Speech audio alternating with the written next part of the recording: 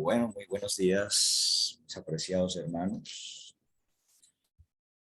¿Cómo han pasado ustedes? Veo en mi pantalla a Elisa, a Ángela, a Denis, a Heidi, a Iris, a Paola, a Nora, a Sandris, a Gloria, a Sandy y por supuesto a Consuelo. Bueno, sean todos bienvenidos. Vamos a estudiar en esta mañana un tema que es una serie.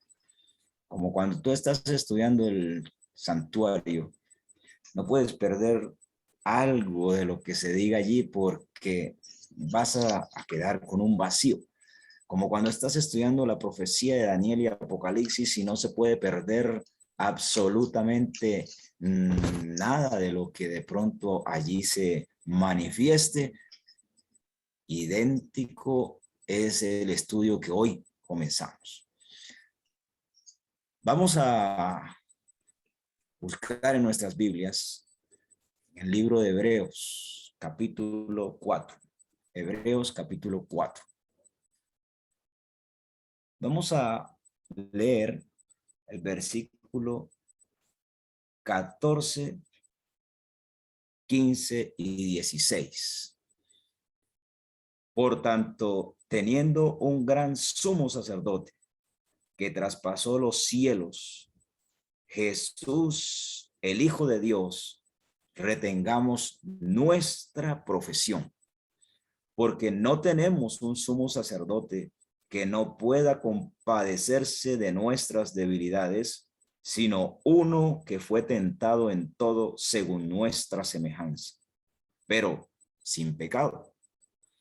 Acerquémonos pues confiadamente al trono de la gracia para alcanzar misericordia y hallar gracia para el oportuno socorro. Allí nos vamos a concentrar nosotros en el estudio minucioso de lo que Jesús quiere para que nosotros podamos realmente acercarnos confiadamente, oiga ese término, confiadamente al trono de la gracia. De esta manera podamos alcanzar misericordia y hallar gracia para el oportuno socorro. Mis queridos hermanos, vamos a hacer una oración. Querido Dios que estás en los cielos, nos presentamos ante ti en esta mañana para que tu Santo Espíritu nos instruya, para que podamos entender tu palabra, para que realmente seamos hacedores y pongamos por obra tus preceptos, tus leyes, tus estatutos y cuánta orden tú nos des. Gracias Dios por estar en nuestro medio. Gracias Dios por manifestar tu amor. Gracias Dios por tu Santo Espíritu. Gracias por tu palabra. Oramos agradecidos en el nombre de Jesús. Amén. Muy bien. Ahora vamos a concentrarnos en Apocalipsis, capítulo 4. El profeta se encontraba en un medio hostil, difícil, en una perspectiva que no quisiéramos estar tú y yo. Estamos viendo que el profeta se encuentra en el destierro total de una situación que lo llevó a, por la palabra de Dios, por la predicación del evangelio, a estar sometido en una isla bastante difícil, cuando de pronto Dios, en su infinita misericordia, le hace ver lo que tú y yo debiéramos observar en todo momento. Dice que miró después de estas cosas y a una puerta abierta en el cielo. Y la primera voz que oyó como de trompeta hablando con el profeta dijo, sube acá y yo te mostraré las cosas que sucederán después de estas. Y entonces el profeta en la perspectiva, como lo mencionaba Denis, que nunca sabremos si era 6 o era 9. Entonces dice que estaba en el espíritu y había un trono establecido en el cielo. Y en ese trono había uno sentado.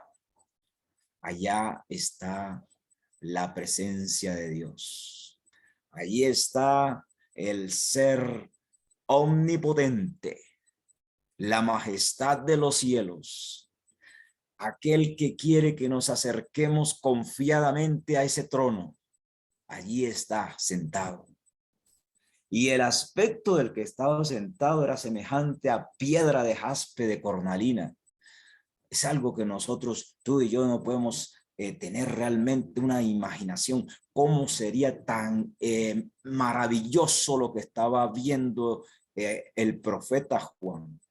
Que todas estas características que está dando de la presencia de Dios son apenas un pálido reflejo de lo que realmente se puede decir que estaba observando el profeta. Dice, había alrededor del trono un arco iris, semejante en aspecto a la esmeralda. Si tú tienes la capacidad mental de mirar este panorama, te felicito. Pero por más que profundices, vas a encontrarte con una situación que no logras entrar en tu mente, porque no es fácil describir la presencia de Dios, no es fácil describir el trono de la gracia, no es fácil venir a contar una revelación como esta. Dice que alrededor había trono, alrededor del trono había 24 tronos. Eso parece ser que hay como una especie de reunión, una reunión celestial, con seres que definitivamente no somos ni tú ni yo, pero allí están en sus tronos. Hay un concilio. Y vi sentados en los tronos a 24 ancianos, vestidos de ropas blancas, con coronas de oro en sus cabezas. Y aquí empieza la discusión por parte de algunos y por parte de otros a decir que los 24 ancianos eran esto y son aquello. Pero tú solamente imagina la escena, un concilio en el cielo, con seres totalmente libres de pecado, con seres totalmente guiados en sus mentes absolutamente por el poder maravilloso de Dios. Así que está contemplando Juan una escena maravillosa, un concilio celestial. No era una junta de iglesia, en donde muchas veces hay el tropel, la discusión y la situación difícil de que este hizo esto, de que aquello, bueno, tantas cosas que se pueden ver en una junta de iglesia. Era un concilio celestial. Y adivinen para qué se reunió ese concilio.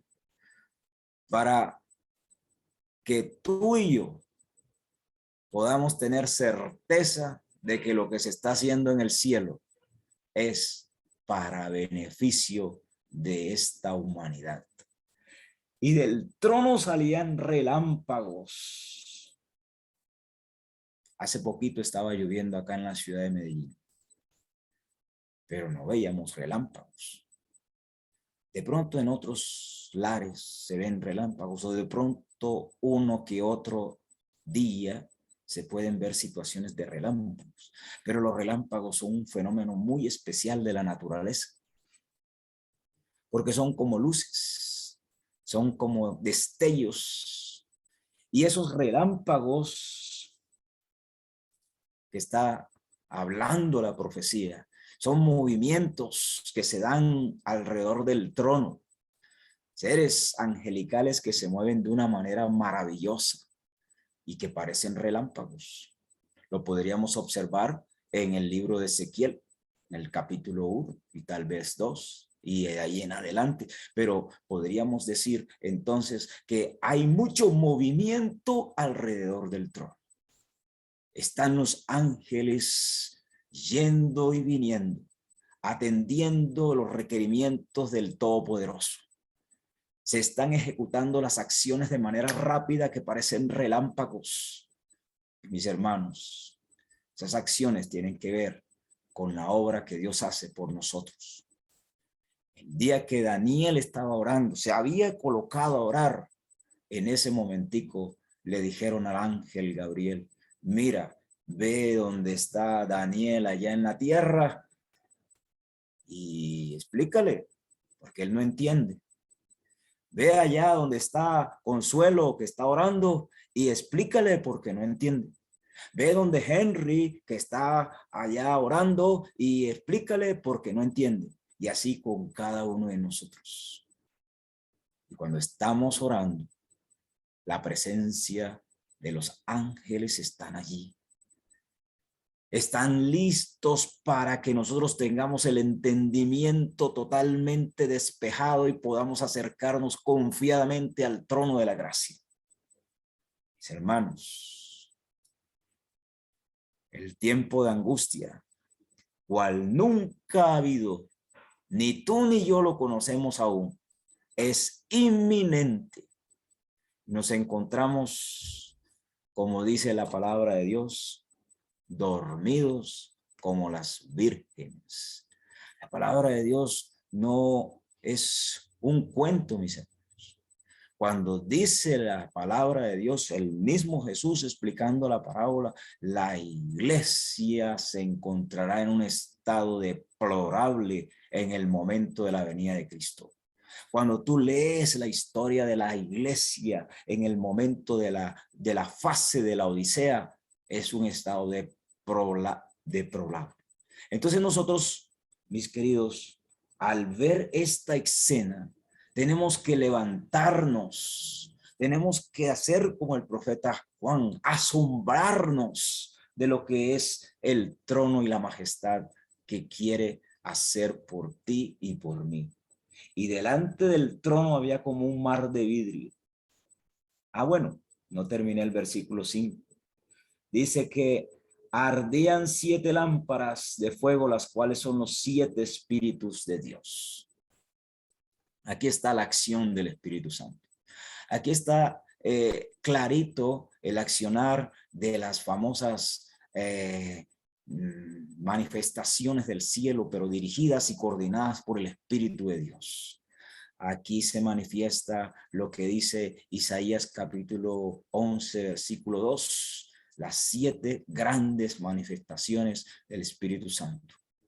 Y mis queridos, dice que delante había como un mar de vidrio semejante al cristal, y junto al trono y alrededor del trono 4 seres vivientes llenos de ojos por delante y por detrás.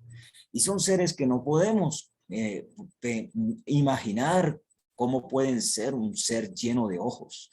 Lo único que nos está tratando de decir la profecía es que hay muchos interesados en observar las acciones que estás realizando tú y las que estoy realizando yo. Que el cielo está atento a cumplir la voluntad del Señor. Que el cielo observa con detenimiento las escenas finales de la historia de este mundo. ¿Y qué hace el pueblo de Dios en ese momento? En este momento, mis queridos, el primer ser viviente era semejante a un león. El segundo era semejante a un becerro. El tercero tenía rostro como de hombre y el cuarto era semejante a un águila volante. Cuando tú ves estas características en Ezequiel, vas a encontrar que los seres vivientes todos tenían estas características. Cuando leemos la profecía en Apocalipsis, nos encontramos con que cada uno de los seres vivientes tenía en particular una característica. Entonces, no quiere decir que una se diferencie de la otra, sino que aquí se está particularizando un proceso específico para el tiempo en que se está hablando.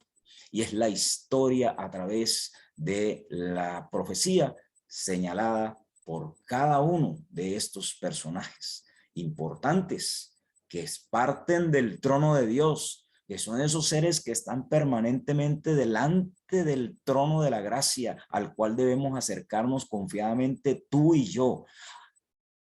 No temas llegar al lugar santísimo. No te quedes en el lugar santo. Aproxímate al lugar santísimo. Pero para que te aproximes al lugar santísimo, debes tener plena certeza de que debes reconocer cosas importantes. Y esas son las cosas que vamos a ir estudiando en este tema. El tema de hoy no termina hoy. Así que cuando llegue el momento vamos a decir, bueno, hasta aquí la parte de hoy, la parte 1.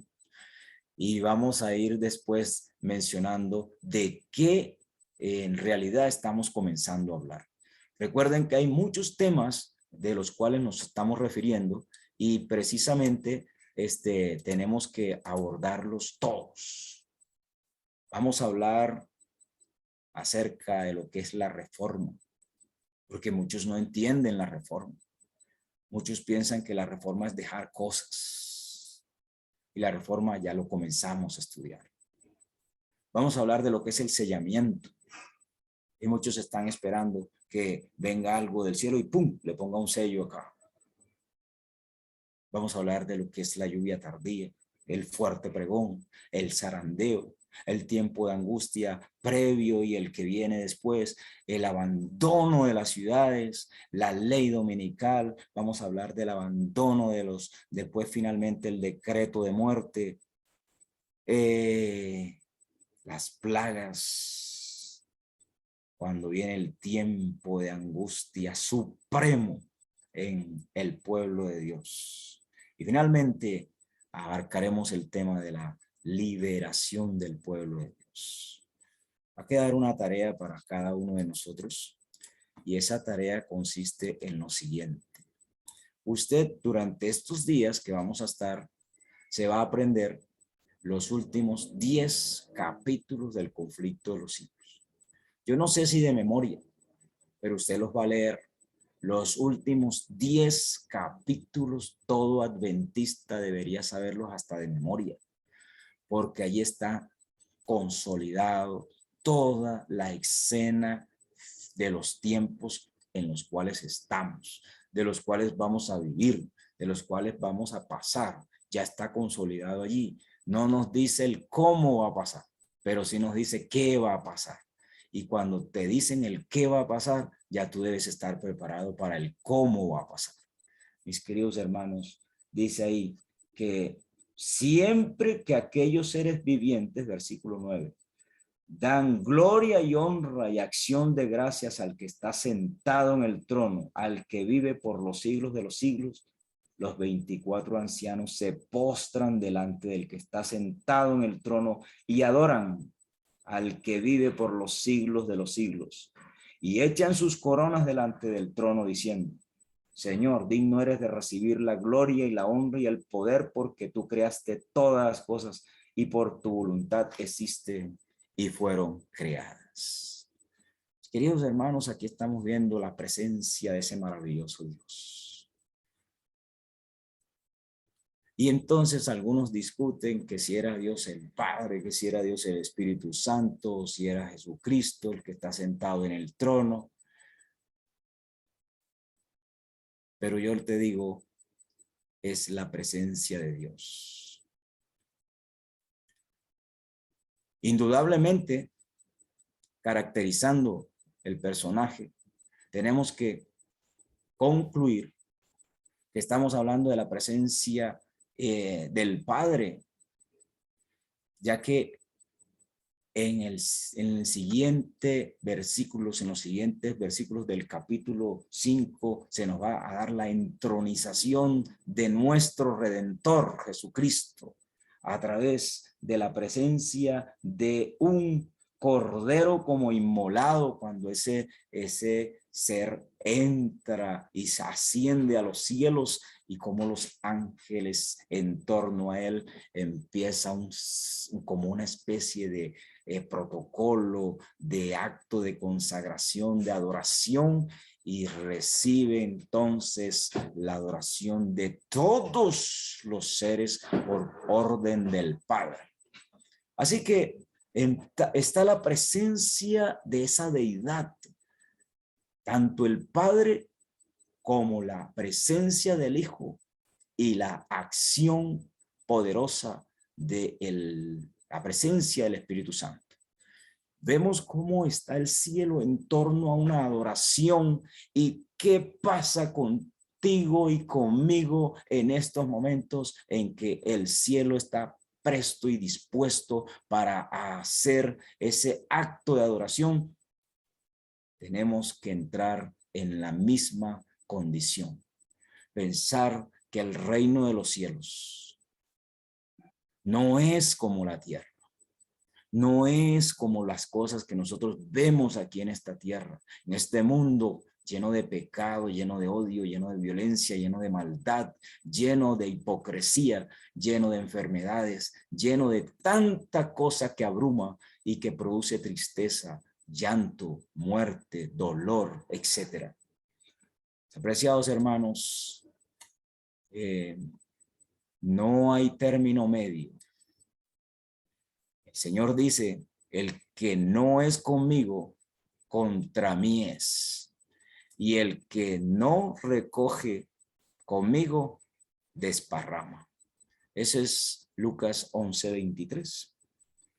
Mis queridos, la predicación del mensaje a la Odisea y la justificación por la fe son el corazón de la reforma que tú y yo necesitamos experimentar. Oye bien, para poderlo predicar necesitamos experimentar esos dos conceptos que Dios quiere que tengamos en nosotros. El mensaje de la Odisea debe estar claro, pleno en nosotros, no como teoría, sino como una instrucción del cielo, y todo lo que procede de la boca de Dios debe ser obedecido por todos y cada uno de nosotros. La justificación por la fe es un tema que va acompañando el mensaje del tercer ángel. Y mis queridos hermanos, debemos tener claro como adventistas que nosotros tenemos 4 aspectos en la esencia de la reforma que necesitamos. El primero es una verdadera conversión. Ya basta de estar jugando con la salvación, mis hermanos. De pronto me oirás decir cosas en estos días que van a sonar como extrañas si no has profundizado la palabra de Dios. Pero debo decírtelas. La verdadera conversión no es ir a la iglesia, pero hace parte de lo que tú y yo necesitamos, estar en el seno de la iglesia. Una reforma no se produce fuera de la iglesia. Una reforma no se produce haciendo otros rebaños. La reforma fundamental debe partir dentro del centro de nuestro corazón, para que vaya inundando los corazones de los demás hermanos, y así podamos completar el número necesario que necesita Dios para que podamos recibir esa bendición de este tiempo. La verdadera conversión, mis hermanos, comienza acercándonos confiadamente al trono de la gracia, no solo en las mañanas, sino todo el día, 24 horas, 7 días. 24 horas, 7 días. No es una cuestión de un momentito. No es una cuestión de hacer un culto. No es una cuestión de estudiar un rato la palabra de Dios. No es una cuestión de hacer una oración. Es pasar 24 horas, 7 días conectados con el trono de la gracia. El segundo punto de la esencia auténtica de una reforma es apartarse de este mundo. Mis hermanos, ya basta de estar viendo tanta televisión. Mis hermanos, ya basta de estar escuchando música que no alaba el nombre de Dios. Canta himnos, adora al Señor, mira su palabra, concéntrate en el trono de la gracia.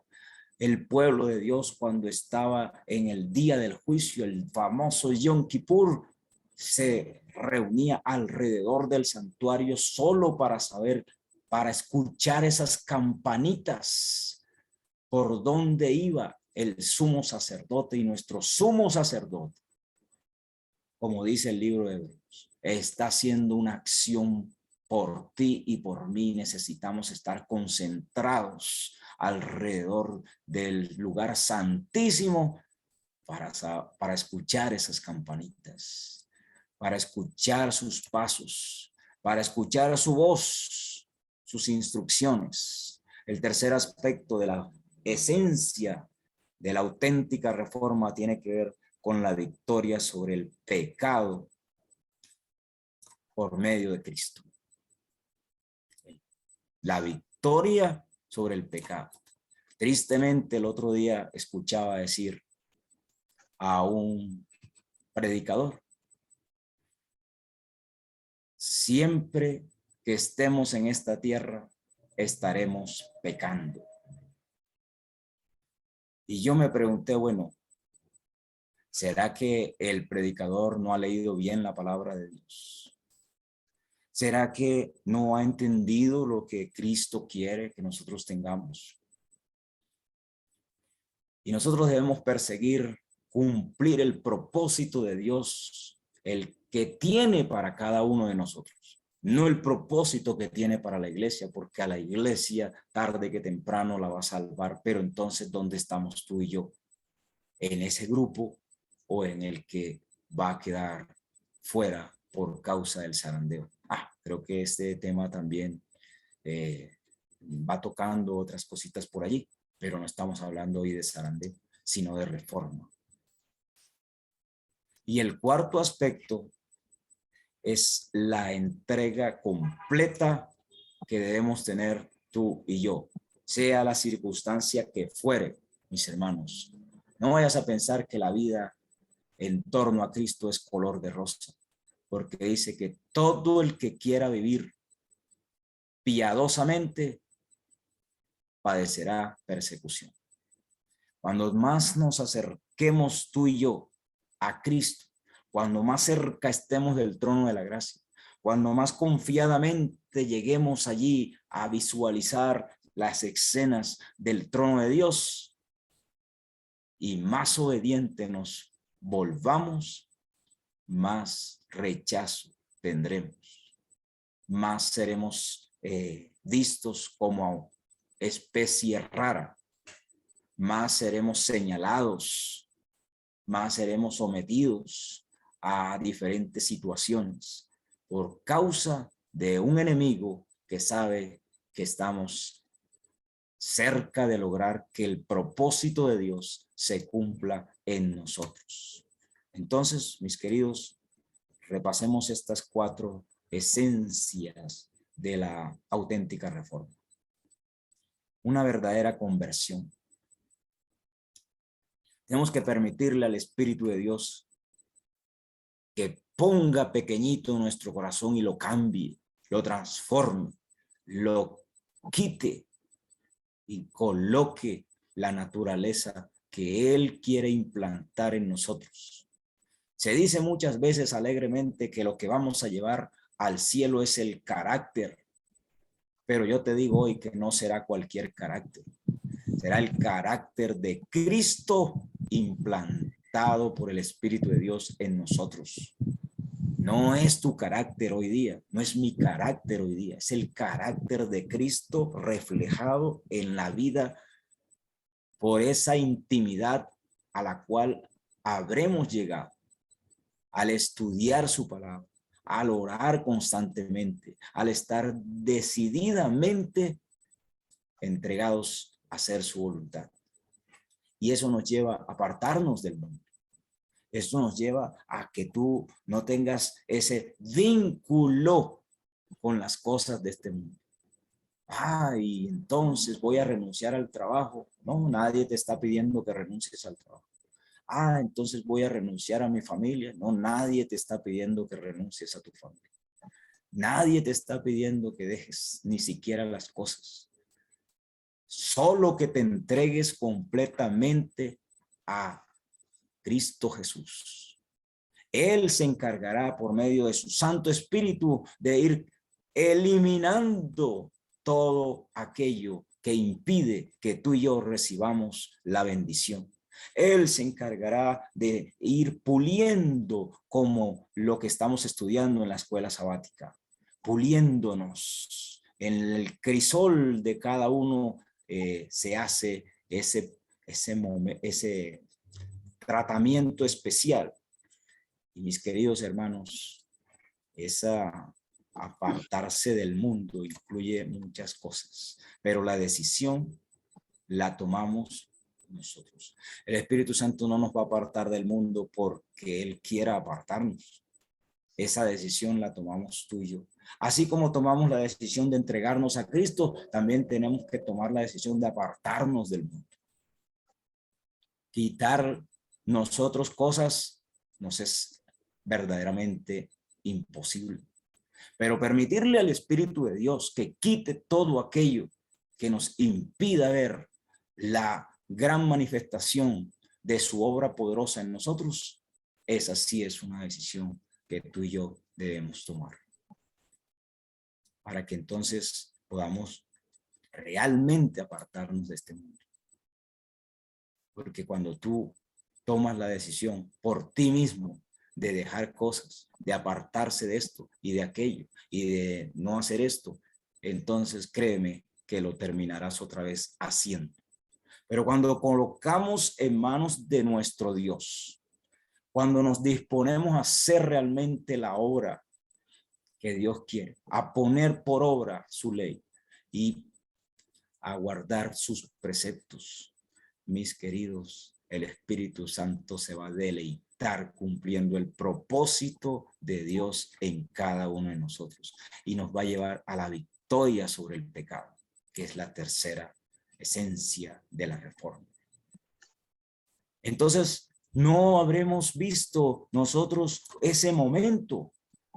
Estaremos de continuo en esa sistema de obediencia que no nos habremos dado cuenta en qué momento estamos llegando a tener la victoria sobre el pecado. Y como dijo Pablo, no es que yo ya lo haya alcanzado, prosigo hacia la meta, pero tenemos que hacer que el Espíritu de Dios cumpla el propósito para lo cual quiere llamarnos a estar listos para el momento más glorioso que va a presentarse en esta tierra, y es la aparición de nuestro Señor Jesucristo. Para eso necesitamos entonces una entrega absoluta y completa a Dios. Te voy a leer algo que está en Primeros Escritos, en la página 270. Vi que el testimonio del testigo fiel había sido escuchado tan solo a medias. El solemne testimonio del cual depende el destino de la iglesia se tuvo en poca estima cuando no se lo menospreció por completo. Ese testimonio ha de mover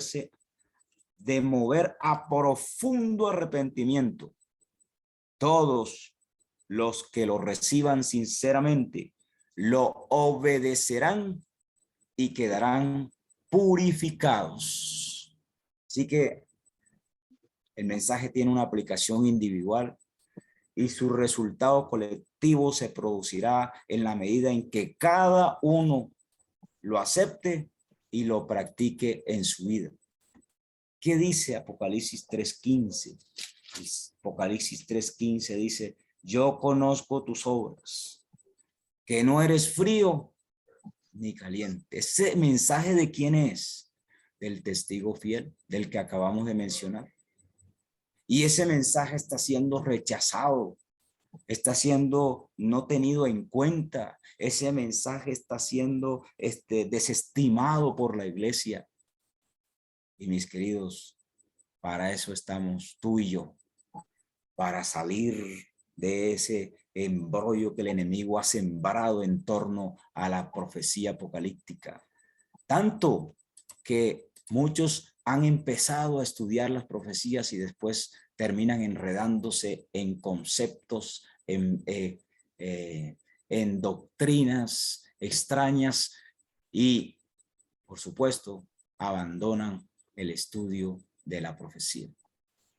Si no estamos cimentados en estas cosas, mi apreciado, por más esfuerzo que hagas, jamás llegaremos al objetivo final. Jamás lo lograremos. Pero cuando hacemos lo que dice la Escritura, hacemos conforme dice la Escritura, dice San Juan capítulo 9, que debemos nosotros creer como dice la Escritura, no como dice fulano, no como dice Henry Gómez, no como dice el pastor de la iglesia, no como dice la iglesia misma, sino como dice la Escritura. Así debemos creer, y entonces correrán de nuestro interior ríos de agua viva, porque habremos comprendido la esencia de la reforma. Mis queridos, yo conozco tus obras. Y podríamos quedarnos aquí estudiando toda la mañana este gran capítulo de Apocalipsis 3, pero el tiempo va corriendo y es bueno que empecemos a ver que el tema empieza a tomar esencia.